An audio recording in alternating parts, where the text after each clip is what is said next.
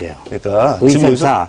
그래서 저희들이 지금 앞으로 이게 장기적으로 가야 될 부분 중에 하나는 그래서 앞으로는 공공의료기관에 근무할 의사를 앞으로 지금처럼 자꾸 이렇게 하지 마시고 앞으로 한 2,000명, 3,000명은 국가가 공공의료기관에 근무할 사관학교를 만들어 나가는 건데 지금 거기서 개인 의료기관이 내 돈 내고 내가 돈 버니까 국가가 관리하지 말라는 거는 조금 그 과한 말씀이다 싶습니다. 아니요. 지금 제가 무슨 의사들이 지금까지 의사가 되는 동안에 뭐 정부로부터 무슨 보조를 받았다는 식으로 팩트가 아닌 것을 말씀하시니까 말씀드리는 거죠. 잠깐 지금 두 분 말씀 제가 정리를 해볼게요. 지금 다시 뭐 좀 약간 좀 다른 방향으로 간 것 같아서 다시 포괄수급점에 돌아와야 될 것 같은데 결국 핵심은 그런 것 같습니다. 다시 정리해 볼게요.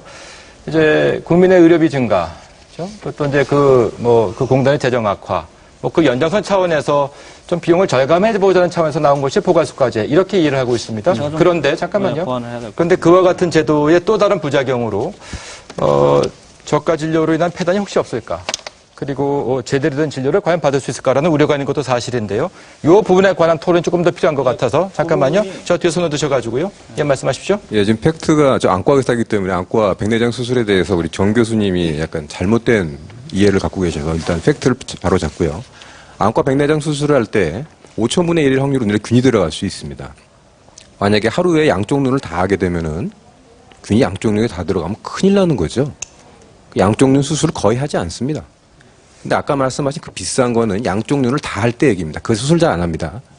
요번에 되게 웃긴 게 백내장 수술가를 왕창 깎으면서 양쪽 눈 수술하는 건 덜 깎고 눈을 크게 열어서 하는 것은 또 덜 깎았어요. 그런 수술 안 하거든요. 안전하지 않아서. 또 하나, 아까 중증도별로 있다고 했는데요. 일반적으로 0단계, 안전한 경우에 수술 제일 많이 합니다. 결과가 제일 좋으니까요. 1단계, 좀 위험해요. 잘 안 합니다. 의사들이. 2단계는요, 눈에 균이 들어 눈이 반쯤 녹아있는 상태예요. 누가 그걸 수술합니까? 그런 단계에 돈을 많이 해놓고, 여기 돈 많이 냈으니까, 아니다, 그건 말이 안 되고요. 아까 김선민 선생님이 또 말씀하신 거가 전혀 또 사실이 관계가 달라서 말씀드리고 싶은데요. 포괄수가제는 결국 의료비를 깎기 위해서 만든 제도죠. 깎기 위해서 만든 제도입니다. 국민 의료비 절감을 위해서 만든 제도죠. 지금까지는 정부가 의료기관을 많이 포괄수가에 참여하기 위해서 행위별 수가보다 약간 높은 그 의료수가를 주어왔죠.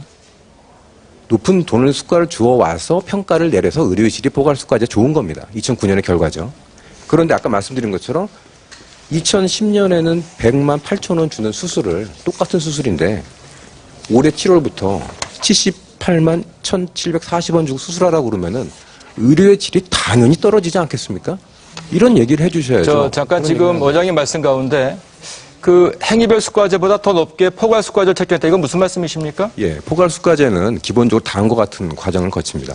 포괄수가제에 다 참여하게 되면 아까 말씀드린 것처럼 상대가치 점수가 필요 없게 되니까 각 과에 다른 분야에 점수를 나눠주게 되죠. 그러면 행위별 수가제는 더 싸지게 되고 포괄수가제는 별도의 수가 산정 기준으로 올라가기 때문에 그대로 있게 됩니다.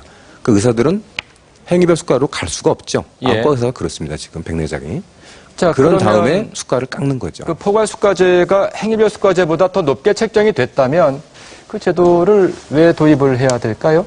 그 사실관계 맞습니까? 행위별 수가가 지금 저분 말씀은요. 저분 말씀은 지금 안과를 개혁하고 계신 분이신데요. 행위별 수가제보다 포괄수가제가 더 높게 책정이 됐다. 이렇게 말씀을 하셨죠. 사실입니까? 네. 어느 나라든지 포괄수가제가 도입이 될 때에는 이 처음 목표를 재정의 순 감소를 목표로 하지 않습니다. 이 포괄수가제라는 것은 계속 도입하게 되면 저가 진료라고 말씀하시는데 이건 사실의 비유가 전혀 아니고요. 절전형 냉장고라고 생각하시면 됩니다. 그러니까